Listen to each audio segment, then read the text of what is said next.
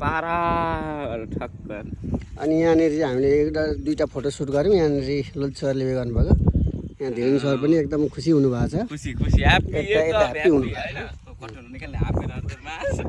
अनि यता यो देउनिया खोला हो है, टक्क यहाँ चाहिँ टक्क गौरीसँग जाने बाटो।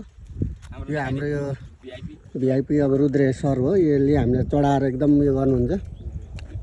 यहाँनिर पानी पर्ने अवस्था भइरहेछ। यताबाट सिधै गयो भने हामी ज्ञानी चोक पुगिन्छ है, भद्रपुर यतातिर जानु भने तपाईँहरू ज्ञान चोक। अनि यो चाहिँ चङमाङको यो हाम्रै भनौँ न यो खेत हो, यहाँ तल यहाँबाट यताबाट गयो भने सगरमाथा पुगिन्छ। यो सबैले बुझ्नु होला। यहाँबाट गयो भने सिधै हामी पुगिन्छ गौरीशङ्कर।